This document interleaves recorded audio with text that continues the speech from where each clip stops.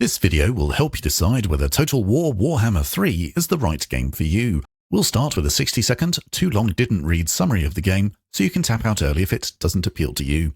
If you're still intrigued after that, we'll take a detailed look at what you actually do in the game, while also discussing the learning curve, who this game might appeal to, and whether you can pick it up with a nice discount. Basically, I can guarantee that by the end of this video, you'll be able to make an informed decision.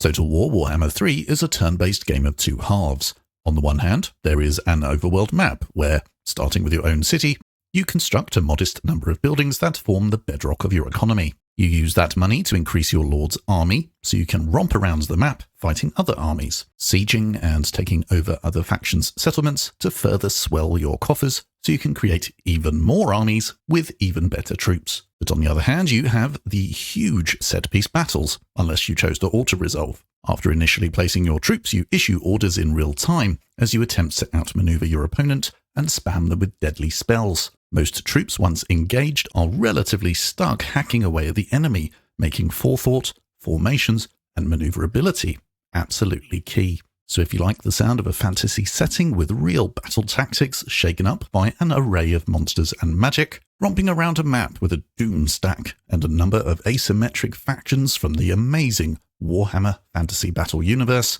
Total War Warhammer 3 might be your cup of tea.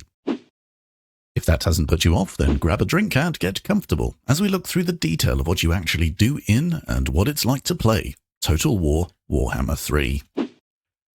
When loading up the game, you have an overwhelming amount of choice. If you just want a straight-up real-time battle, you have a few options where you choose your faction, spend points on your exact army composition, and away you go against the AI or real people online. And there are battles with a bit of story thrown in too. If you want an overworld map, as well as real-time battles, your options start with the prologue, which is your tutorial, but it's so much more than that. Then there's the Realm of Chaos, where you play a story-driven campaign as one of 7 factions. Then finally, there's the ridiculously large Immortal Empires mode, which combines all of the campaign maps from each of the 3 Total War Warhammer games. To actually win a campaign in this game, generally speaking, requires defeating your enemy and taking over their holdings. However, in Immortal Empires, there are short and long victory conditions, but frankly, those campaigns don't ever really end. You can just keep going. If you opt for a game mode with an overworld map, then the first thing you'll do is construct buildings at your main city or settlement. They might take one turn to complete, or several, depending on the building. And first, you want to focus on buildings that increase that settlement's growth. Once you unlock the next level of growth in a settlement, you'll be able to construct better buildings and more of them. Next, you'll want to focus on buildings that generate money, so you can build more buildings for more growth and more money. And of course, recruiting the biggest, baddest armies. But in order to recruit troops, you need the right buildings in your settlement.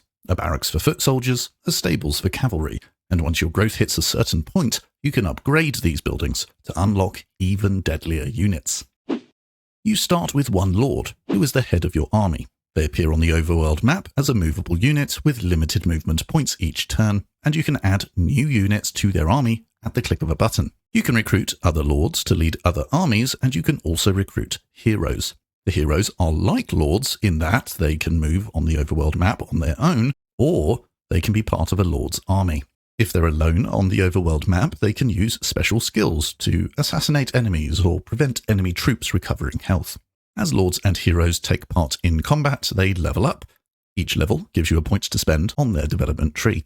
These trees can be rather huge, and generally consist of abilities that either buff the soldiers around them, buff the hero or lord themselves, or gives them a variety of magic spells that can be used in battle. As you play the game, you'll also pick up artifacts and ancillaries, which can be attached to your lords and heroes to provide them with a variety of stat-boosting effects, which is a mini-game unto itself. The majority of units fit into either infantry or cavalry, and then you have a bunch of crazy monsters of all shapes and sizes, along with various forms of artillery. There are many detailed statistics telling you how good a particular unit is. Firstly, each unit has an overall level from 1 to 4, telling you very generally how good that unit is. There are other specific traits too, such as armor-piercing units, ignoring another unit's armor rating, and anti-large units, dealing additional damage against any unit that's horse-sized or bigger.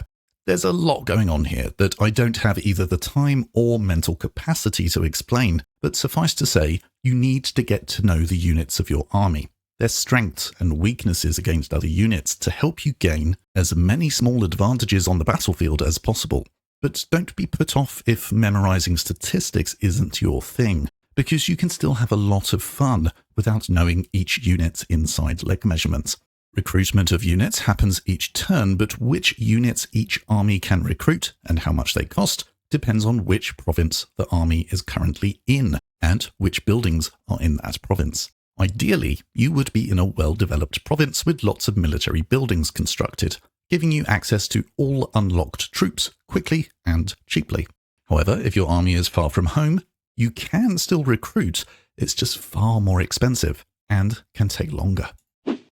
Like many of the systems in Total War Warhammer 3, the research tree is really straightforward. It's not small, and it's by no means large. You research something over a number of turns, which subsequently gives you more options to choose from. The main point I'd make here is that although fighting battles is detailed and complex, pretty much everything else about this game is beginner-friendly, especially if you're used to more complex 4X games. However, the complexity comes in when you put all of these different systems, such as research, together. Then each turn you are presented with many options that are very limited in how many you can choose in each turn. In a very similar vein, diplomacy is rather straightforward. It can be an essential tool during any playthrough, but it's also possible with a few clicks to create a trade deal to produce money, a non-aggression pact to secure one front so you can concentrate on another. And there's even the option to automatically balance the deal by offering just enough money to sweeten the deal to the point the other side are guaranteed to accept. I certainly don't want to accuse the game of being basic, but the reality is this is a user-friendly system that at the same time can be incredibly useful for more experienced players. Control, aka obedience or public order, in each settlement represents how happy your population in that province are. If this metric goes low enough, the province will revolt, spawning a pesky rebel army for you to deal with, so you need to at least keep an eye on it. Once you take over a settlement, there will be a penalty to your control at first, but this wears off over time and can be less severe depending on which option you choose when you first take over a settlement. Something else you need to keep an eye on is corruption, which I personally think is a very cool mechanic because it actually changes the visuals on the campaign map. There are many different forms of corruption, and a province can suffer from multiple types simultaneously. Usually, corruption is spread by an army as it moves around the map, or a province can spread corruption to an adjacent province. Increased corruption is good for the faction that's spreading it, providing buffs for their troops and debuffs for their opponents, or it will reduce the opponent's control of their provinces, etc. But there are some things you can do to stop corruption spreading in your lands, such as destroying the army that's responsible, or constructing corruption-resistant buildings.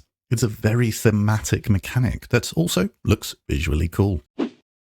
There are so many other things we could talk about on the campaign map. Once you take over all of the settlements in a province, you unlock additional bonuses for you to choose from. You can set certain stances on your army. For example, the marching stance gives your army increased movement each turn, but restricts other things, such as recruitment. But the final big thing I wanted to mention on the campaign map are the unique mechanics of each faction. Take Grand Cathay as an example. First, we have the Ivory Road, which essentially means you can send caravans on trade routes, and you'll get money once they reach their destination. However, they might get attacked along the way. Then we have the Wu Jing Compass. You decide which direction that compass points, and that will give you certain bonuses. Then finally, we have Harmony. Each building and military unit for Grand Cathay is either yin or yang aligned. And no, I'm not making this up. And the balance of yin and yang will yield different benefits and also potentially drawbacks. There's too much to cover here, but the bottom line, each faction has its own mechanics, which means not only do you need to get to know their units to fight effectively, you also need to get to know their unique mechanics, which really increases the replayability of this game. as playing different factions feels genuinely different. For a real-time battle, you deploy your forces prior to the battle within a restricted zone, and your opponent does the same. Once you start the battle, you move your forces into position, often taking the high ground or perhaps stationing some troops in a forest, keeping your cavalry at the flanks so you can perform a bit of hammer and anvil, and if you have any artillery, you'll keep that at the back. Your lord and heroes are very much present and can single-handedly change the course of a battle using their powers, whether that's buffing nearby troops, debuffing enemy troops, or straight up hurling thunderbolts at them. The real key to battles is ensuring your troops engage the enemy troops that they are strongest against. So ideally your anti-large units will fight the large units, your armor-piercing units will fight the armoured units, and so on. This is more difficult than it sounds because most troops, once locked in battle, are almost stuck there until they've either routed the units they're fighting or they're routed themselves. Though some units are better at disengaging and re-engaging, most aren't. The battles here are the same as any Total War game. They're impressive, stressful, and reward a good formation. But the star of the show are the huge siege battles, which are basically like the battle for Minas Tirith. Hopefully by now you have an idea of what it's like to actually play Total War Warhammer 3. So let's address some other, more practical considerations that might affect your purchasing decision. The tutorial in this game is absolutely fantastic. It's an epic mini-campaign that also effectively teaches both new players and Total War veterans how to play. Picking up the basics is easy. It even gives you a traffic light system suggesting which units your currently selected unit should or should not attack. However, given the sheer number of factions, units, and statistics involved, this game very much falls under the easy to learn but difficult to master category. Total War Warhammer 3 is rather flexible when it comes to session times. If you want to load up a quick battle when you have a spare 45 minutes, you can absolutely do that. However, it's more likely you'll spend 6 hours on the campaign map suffering from just one more turn syndrome. This game is fantastic to play either with or against friends. There are cooperative campaigns to play together, or you can load up some immortal empires and spend days and weeks going at it. As the game released in 2022, you can pick up the base game with at least a 75% discount, so never pay full price. In terms of DLC, this could get very expensive. My recommendation, however, is to prioritize purchasing the 3 base games, as that unlocks a heck of a lot of content, and the second and especially the first game can be picked up super duper cheap. Then you can think about DLCs. In terms of mods, there are literally tens of thousands, but to give you a flavour of what's happening, the most popular mod overhauls the victory conditions. Why? Well, the victory conditions for each faction in Immortal Empires kind of suck, and this mod fixes that by including more thematic objectives for most factions. So with all that said, is Total War Warhammer 3 right for you today? As always, it depends who you are. If you love Total War games in general, then I suspect you will have mixed feelings towards this particular game. It's very much a Total War game, but also comes with mythical beasts and spell casting, which, if you're into your medieval battles, might feel a bit weird.